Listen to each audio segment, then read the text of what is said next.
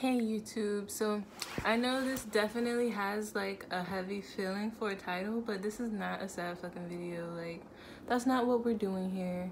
That's not what this is. I am not a victim. I am not somebody's sad story.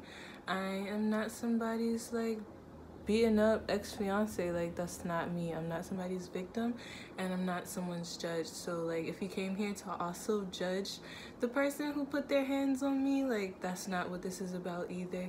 This is just me sharing my story and sharing my lessons in hopes that it can resonate and inspire someone to think a different way and view themselves a different way.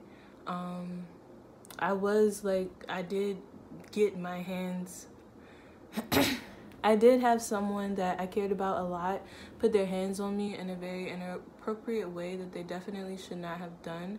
But at the same time, like, I understand that everybody is on their own individual path to become their best self. And I'm not anyone's judge the same way I'm not anyone's victim, you know? Like, people are going through their life day to day making decisions that forge their paths, you know? Like, I personally always try to make the right decision for me in every moment, and when people do wrong things to me, I know it's because wrong things were done to them. Like, hurt people. So when people offend you and do you wrong, a lot of times pity is the most appropriate negative emotion if you're gonna have any. Anger is like hurting yourself for their bad decision, and like sadness is just like, who wants to be sad? But when you pity someone just because they don't have the knowledge, they don't have the love in their heart, they don't have the insight to make a better choice, it really kind of grounds you and makes you feel from a mindset of like, you're better than this situation, you know? And when I was put in that situation, that's what I had to like, that's the direction I had to go in. So just to give you guys the backstory, I was engaged to this person, so of course that kind of gives it away. And this person is not a bad person at all. It's not someone who has been bad to me. They have done things that have definitely been a red flag for that in the past throughout our entire relationship. So when it happened, I wasn't really surprised. But in general, like, this was a person that I was engaged to be married to. Of course, we broke off our engagement in 2017, and this incident happened in 2018. But we were still friends when it happened. So despite the fact that we were completely platonic, no kind of like sexual energy at all, like we didn't even hug, it wasn't no googly eyes or anything, we were just friends when the situation happened. But when we were in an intimate relationship, there were like several occasions where, you know, he showed me that he did have that potential in him. He never went as far as like choking me, which is what he did, but he did pull my hair in the past, he did bite me in the past, and he has like pushed me in the past. So really, when we get in a relationship with people, like, red flags are exactly what they are. They're red flags. Like, when people show you who they are, believe them. Throughout our relationship, like the 6 years that we were together, we were able to come to the conclusion like, okay, we're not compatible, we should not be married, you know? Like, we can be friends, but we should not be married. And we were friends, you know? We broke up in September of 2017 and moved out of living together October of 2017. And the whole year, the finishing of 2017 and the beginning of 2018 was like really rough space for us. When we moved out, we agreed to always be friends, you know? We resonate in many ways when it comes to the relationship that we have with our parents.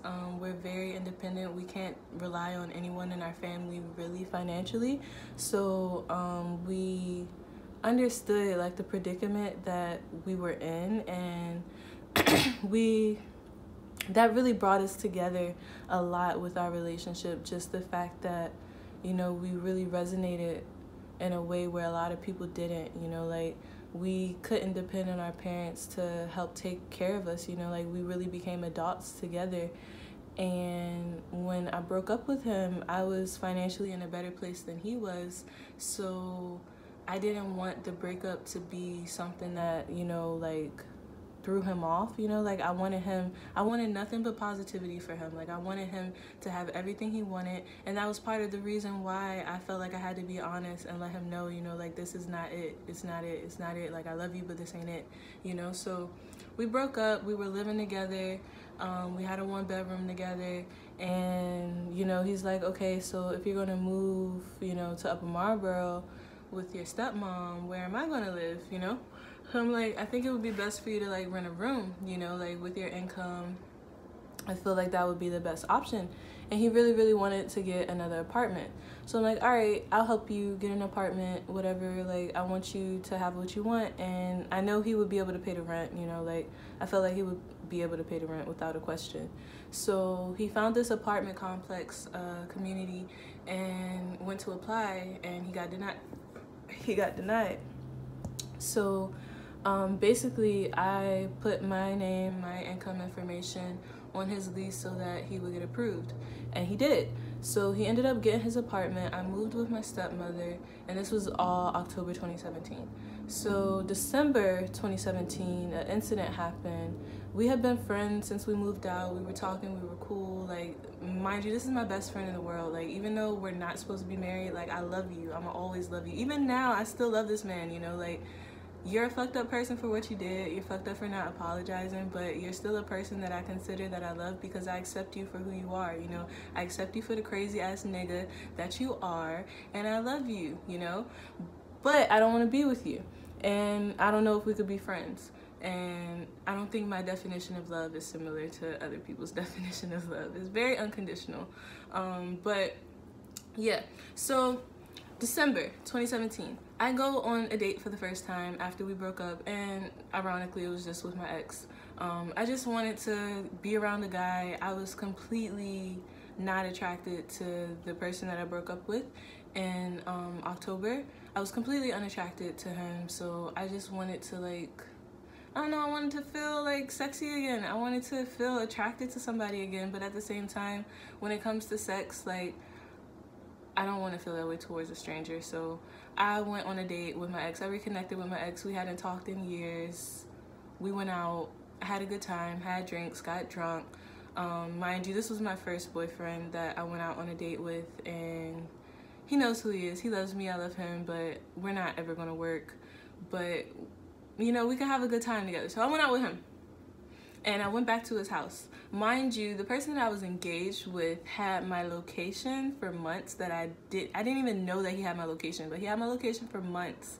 And when I leave, we're gonna call the person that I went out on a date, let's call him Nathan. And we're gonna call the person that I was engaged to, that I broke up with early in 2017, not early, but like the fall, but the person that I broke up with, the person that put their hands on me, we're gonna call him Super. We're gonna call him Super. So I went out with Nathan, my first boyfriend, and we had a good time. We had drinks. When I'm leaving his house, Super is outside, and I'm like, what are you doing here? He's outside talking to the cops. I'm like, what are you doing here? He's like, I had your location. I was concerned. Like, I didn't expect you to go home with someone after a date. Mind you, earlier that day, I told him I was on a date, and I would text him tomorrow. So he was like, I didn't expect you to be the kind of person to go home with somebody that you went on a date with. You know, like, it was just wild. Like, I don't know. I was so confused. What ended up happening is he knocked on the neighbor's door. He knocked on the door of the wrong house. He knocked on the neighbor's door. They called the police. And when I came outside, the police were talking to him. So I'm like, okay, I'm okay. And then I'm like, I'm with Julian. So, oh, damn. I'm with Nathan. So he sees Nathan, and that's when he's like, oh no. And the ego just like, whoosh. So it was like a complete 360, like, how could you do this to me? Why are you with him? And I'm just like, what do you mean? How could I do this to you? Why am I with him? Like, we're not together. It's been 3 months now since we broke up. And I didn't say it's been like 3 months now since we broke up. I was just like, what do you mean? Like, we're not together. He's like, can I talk to you real quick? I'm like, okay. So And now looking back at it, I feel like this was just a way for him to like not deal with the police. But we go into my car and we talk, and he's like, how could you do this to me? So he's really on the same tip that he was when we were outside of the car. And I thought like shit would be different, but it wasn't. And I was like, what do you mean? Like, how can I do this to you? Like, how could you do this to me? This shit is embarrassing, you know? Like, what do you mean, how can I do this to you? So he ends up getting upset to the point where he pulls my hair, and I'm just like, okay, I want to go home now. This is not okay. I don't even know why you're here. I need you to get out of my car so I could go home. So he gets out of my car. He's continuously, before we get out of the car, I'm like, I don't think we should talk or like anything anymore. So he gets out of my car. He's continuously texting, calling me, blah, blah, blah. I'm just like, leave me alone. Like, I don't think this is going to work. Like, he put his hands on me. I didn't put my hands on him. I didn't show up at a random house that he was at because I had his location for months and never got rid of it. Like, what? Like, no, this is not okay. So I don't think we should talk. I think, you know, we should not talk. Maybe talking kind of ruined the breakup. Like, maybe you thought it wasn't a breakup because we still talked. But I'm just like, okay, I think the healthiest thing for us to do is to just not communicate anymore. And this is the best way that I can love you. Like, this is what love looks like. Because if I didn't love you, like, my actions would probably be a lot more asshole-ish. So I don't talk to him. Like, he texts me, calls me, blows up my phone for the next month and a half, and I just let it ride, you know. Like, I felt like that was what he needed, you know. Like, there was no reason for him to put his hands on me, like, in that situation, period, you know. So months go by, the summer happens, and I really get into something that he's into as well. And I kind of like have a foresight of like the direction that my life is going in. And I remember my friend that I grew up with, my friend that I knew since I was 16, my friend that I spent so many of my years with. Like, yeah, what happened, but I'm a forgiving person. So I reach out to him, and, you know, like, I let him know that I'm always gonna be his friend. Like, I always care for him. What happened, and it was wrong, but it was also the past. He let me know, like, his side of how he, like, thought, you know, like, I could have been in trouble, and that's why he ended up being there, you know. So I was able to kind of, like, understand the predicament that he was in. And because he had the soft spot that he had in my heart, like, I was able to just, like, go back to being friends. Mind you, like, this entire time, nothing is sexual. Everything is platonic. Like, when we broke up, it was because there was no sexual spark there at all. It was just completely like, I love you, but I'm not attracted to you at all, you know? Like, it just is not there, you know? So when we reconnected, when we were still friends in December and November, like, it was no kind of sexual energy. Like, it wasn't like, oh, let's make up. Like, no, it was never like that. So we became friends again throughout, like, the summer. We would talk here and there. I would text him, like, stuff that I was working on. He would, like, respond, like, supporting it, blah, blah, blah. So the end of September comes, and I was in a relationship. It was kind of rocky. He wasn't really treating me the way that I should have been treated. And, like, I was living with him at the time. Shit was just, like, kind of messy, you know? Like, shit was messy. Our relationship was messy with the guy that I had started a relationship with. And then with Supa, he was still living in the apartment that had my name on it. So even when I stopped talking to him, like, in the beginning of the year, like, I would still call him every month, making sure that he's okay, just because I needed to make sure, like, that rent would be paid, you know. So, like, I probably stopped talking to him for, like, a month and a half, but then, like, that 2-month mark hit, and I was just like, okay, like, I can't just keep ignoring him. Like, I have to make sure this rent is paid, because at the end of the day, my name is on the lease. So end of September rolls around, and it's almost about a year since my name is on that lease. And I couldn't take my name off of the lease until a year was up. And we talked, and he gets in a car accident. And he was doing ride sharing, driving for ride sharing services. So that was how he was making most of his income. And he was like, I lost my job. I've gotten in a car accident, so I don't know if I'm gonna be able to pay the rent. And I'm like, oh. So I knew I always had to keep a certain amount saved up just in case, like, anything like that happened. And I did for like a long time, but at that time I had just spent that money, and it was just like, oh, so what are we gonna do about this? So one of the solutions was me coming to stay with him, and we would like go half, you know, so, and at least until like my name was off the lease and I could get my name taken off the lease. So that was the idea. He supported it completely. He was there for it, you know, like, and I was happy. I was excited. I was like, okay, yeah, like, I fuck with you. Like, we're friends. We supported each other.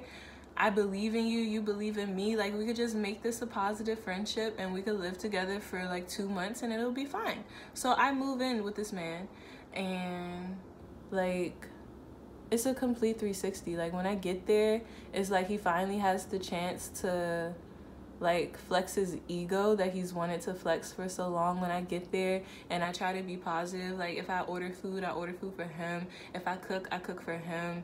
Like, I feel like I was the best housemate, like, in all honesty. And it wasn't even like I was intentionally trying. Like, that's just my spirit. So when I get there, he's like, oh, like, I don't even want to talk to you. I don't think we should talk. I don't feel like we're friends. And I'm just like, what? Where is this coming from? Like, if you didn't want me to live here, that's what you should have just said. So, like, within 3 weeks of me living there, that's the conclusion that we come to. I'm like, if you don't want me to live here, that's what you should have just said. He basically acted like he was doing me a favor because I was breaking up with my ex and I was living with my ex. But I'm like, no, like, I didn't need to live here. I didn't. I felt like it was a solution. And if it's not a solution, I will happily move. So I ended up moving there, like, probably end of September. We made the agreement that I would leave like 3 weeks after I moved. And I was just like, all right, so if I'm gonna move, I'm not gonna be able to move like within a week or two. Like, I'm gonna have to get shit together. So it was like October 16th. I remember, because it was like the same week of my mom's birthday, when I was like, okay, if you don't want me to stay here, I'll move. I was like, okay, I'll be gone by November 16th. It was October 18th. And I said I'll be gone by November 18th. I ended up moving into my new apartment November 16th. I just want to get the story straight. So, yeah, I'm like, all right, I'll be gone by November 18th. And at that time, like, I was going through a lot of shit, you know. Like, I didn't know where I was going to go or how I was going to move. But I knew, like, I didn't need to stay there. Like, I didn't need him. Like, I didn't. Like, the whole reason why he was there was because of me. But I never told him that. And I never said that. And that was never the energy that I was on. It was just like, I'm here to help. If you want me to help, I will help. If you don't want my help, I will leave. So I started applying to apartments. But it was hard because my name was on the lease. So I was just like, fuck. Like, how the fuck am I going to do this? So I just ended up, like, applying to a transfer with the same place. And I ended up getting an apartment. So I'm like, all right, I'll leave. 3 days before I'm set to move out, it is like 1:32 in the morning. I have to wake up early the next morning to go to work, and he's playing the speaker that my stepmom had bought for me when I was going to college. So this is a speaker of mine that he's playing.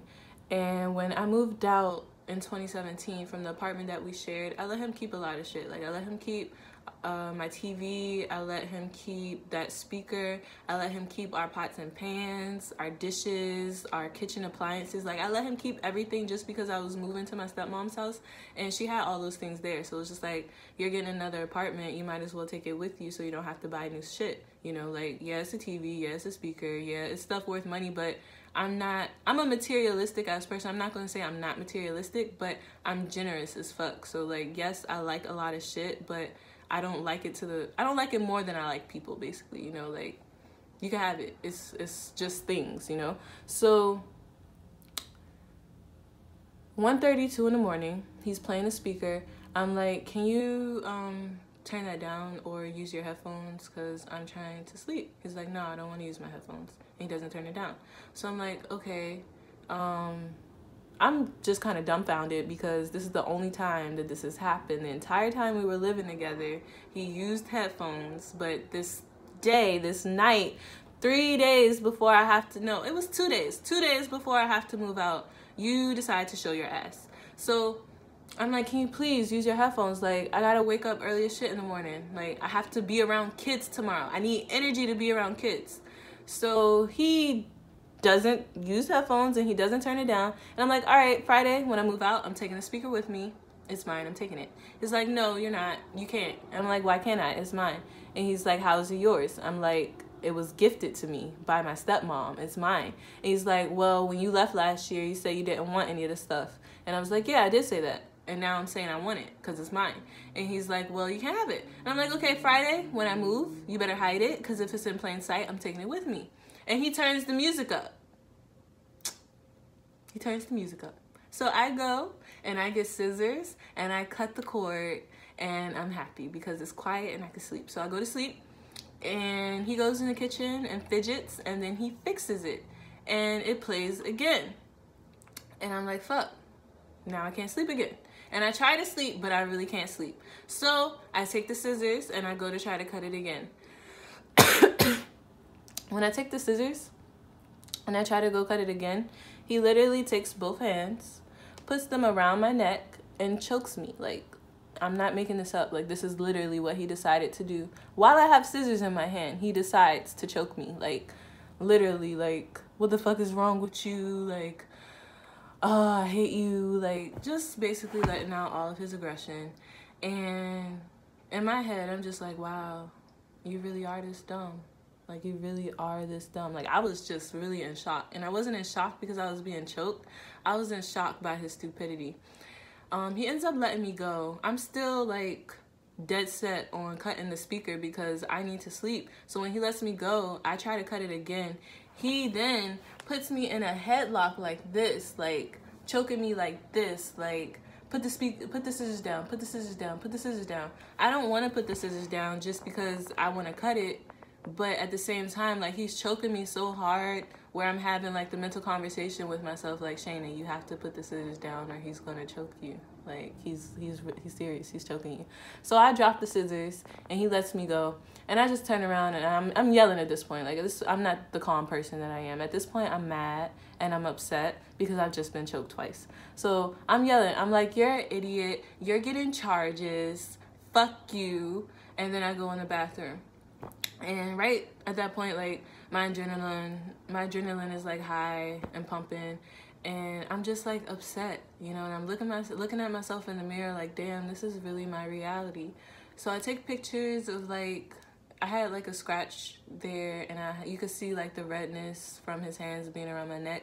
So I, like, take pictures of it or whatever, but I'm like, this is dumb, and this is not me. Like, I'm not about to press charges against this man. Like, one, that would take a lot of energy from me. It would take energy from my job. It would take energy from my kids. I don't have any, like, physical, like, my children, but I have students. So it's just like, I'm not about to do this. Like, this man knows he's an idiot. One, if I press charges, he'll most likely get deported. And I'm not trying to ruin his life. Like, despite the fact that he might want to ruin my life and he might want to end my life, like, that's not my intention. I'm not trying to ruin his life. So I go out there and I'm like, I can have you arrested tonight. I could do so much to you, but that's not what I want to do. And you know that's not what I want to do. I'm leaving in 2 days. I'm taking the speaker with me. I didn't even say I'm taking the speaker with me. He ended up, like, telling me the next day if I wanted to take the speaker with me, I could. And I have the speaker. And I have it where it's fixed. So it's like, I should show y'all. I'll show y'all where it's fixed. Like, y'all need to know, like, this is a true ass story. Like, nothing I put on YouTube is a lie. And that's why I don't make videos as often, because, like, it's just, like, not always the need, not always the want, you know. But anyway, so I go out there, I'm just like, I'm gonna go to sleep. You did what you did. I'm leaving. I'm gone.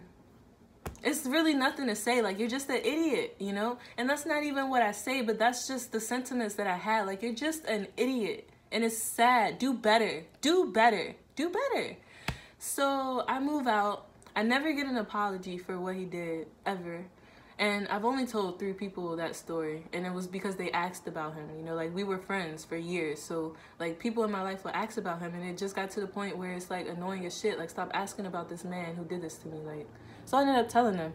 But now the whole world knows, and it is what it is, and it's not to shame him at all. It's to share, like, a significant life lesson that I learned from that situation. Before, like, 3 days before that happened, I was really, really meditating on the thought, I'm nobody's victim and I'm nobody's judge. Everybody's on their own individual path to become their best self. I truly believe our life is just circumstances that God puts us through in order to teach us the lessons that God wants to teach us. So it's like when you see somebody going through the shit that they're going through or doing the shit that they do, you got to understand, like, that's God's doing. That's God and them working together. Whether they're working against God or with God, that's still God and them. That's their business. That's none of my business. So with him doing that to me, I had to decide whether or not I was going to make myself his victim. Like, oh, he did this to me. I didn't deserve to have this done to me, so I need to do this back to him. Whether I wanted to make it an exchange between me and him, or allow it to just stay him and God and him get his karma and me keep my relationship with me and God. And there's no need for me and him to have any kind of exchange, because one, that was probably like the fourth instance where he put his hands on me, but it was the most extreme and the worst and the most severe. So it was really just showing me, like, this is not somebody that I need to have in my reality, because this is not someone who has good intentions for me. Because of the intentions that I have for him, I would never ever put my hands on him, ever. But I do understand how people do that. Like, I do understand how people put their hands on people. And it's because they want to control. They want to manipulate. They don't have intentions that are good for that person. They don't. And that's why people do that. So it's just like, all right, you want to control me. You want to manipulate me. You don't want me to have free will. You don't want me to do what I want. I wanted you to have free will. I wanted you to be able to have and do whatever you wanted. And you lost a person like that in your life. You did. I lost somebody who wanted to control and manipulate me. Okay, bye. I'm not your victim and I'm not your judge. I can't judge your actions because they're your actions. You're your own judge and God is your judge. God is my judge and I'm my own judge. So, you know, like, you did that to me, but I'm great. I'm good. I'm not your victim. I'm not hurt by it. Like, it hurt in that moment. I wouldn't even say it hurt because my adrenaline was so high. And when I looked in the mirror, I was just like, damn, like, this is my reality. This shit just happened. But I can't even say, like, I was physically hurt. I was emotionally hurt, but I wasn't surprised. And that emotional pain died when I went to sleep that night. When I woke up the next morning, I took my ass to work. I was happy in front of my students. And I went on with my life and I took care of the shit that I needed to take care of. And he was not one of those things. If I would have pursued, like, charges or whatever, like, that would have been taking away energy, putting it towards, you know, like, the justice system and taking away energy from me. And I'm like, no, I need all my energy. I got big plans for 2019. Like, no, fuck that. I'll be out in 2 days. Have a great life. And that's my domestic violence story. And that happened, it's January, December, November. That happened in November. He put his hands on me November 14th. I moved out November 16th. 3 months later.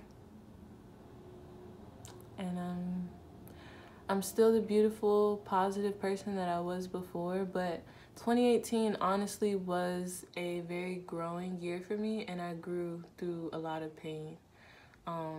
Personally, like, I had a really, really rough childhood, so my childhood really, really prepared me with how to deal with pain, and I know that like, wasn't by accident. Like, I truly believe everything happens for a reason. So because I had the childhood that I had, like, going through this year, looking back on it, like, I could say it was a breeze, but it wasn't. Like, I went through a lot this past year, and it's been such a blessing, but at the same time, such a transformative period of my life. So as you guys can see, I changed my name, and that will help me a lot with rebranding my YouTube and making more content. I love my hair. I love Black women. I love the hair that Black women have, whether it looks like mine or it looks like one of the many different textures of hair that we come in. But hair is not something that I could talk about or, you know, create a lot of content around. The videos that I do have talking about hair was because so many women asked me about how I did my hair. I've never considered myself a natural hair guru, ever.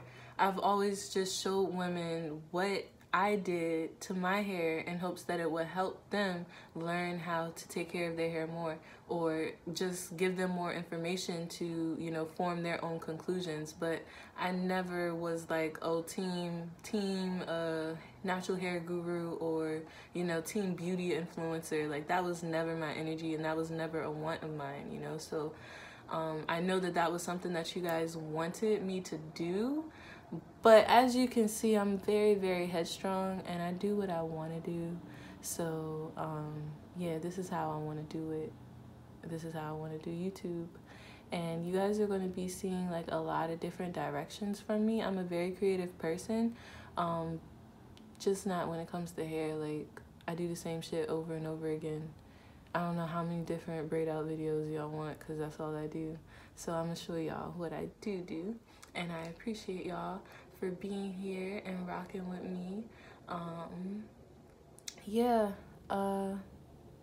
just a lot of new things. 2019 is, I'm not even going to speak on it. I'm going to just let it unfold. So I just want to say thank you guys for watching this video, if you watched it all the way to the end.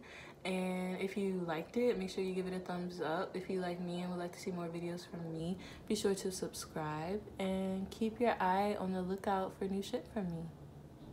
Yeah. Peace.